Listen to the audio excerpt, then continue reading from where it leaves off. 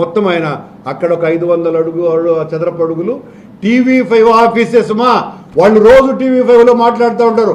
Karunakar Reddy water బాడీని ఆక్రమించినాడు, మా వాళ్ళు రాంబాబు ఆక్రమించినాడు, లేకపోతే మా వైసీపీ వాళ్ళు ఆక్రమించినారు, ఆడ తెలంగాణలో వాళ్ళకి ఎవరెవరు నచ్చలేదో వాళ్ళందరి మీద వాళ్ళు ఆక్రమించినారు, వీళ్ళు ఆక్రమించినారని చెప్తానే ఉంటారు. అయ్యా జూబ్లీ హిల్స్ ప్రధాన కార్యదర్శిగా ఉన్నటువంటి హనుమంతరావు గారు, అట్లూరి సుబ్బారావు గారు అని ఆయన నాకు తెలిసి చాలా ప్రముఖుడైనటువంటి బిల్డర్ అనుకుంటాను, రియల్ ఎస్టేట్ ఓనర్ ఏదో, వీళ్ళంతా కలిసి మీ మీద హైడ్రా కమిషనర్కి ఇచ్చినటువంటి కంప్లైంట్, దీని మీద సమాధానం చెప్పవలసినటువంటి అవసరం బిఆర్ నాయుడు గారికి ఉంది. ఇతరులకు శుద్ధులు చెప్పటం కాదు, అవి ఆచరించటం చేయాల.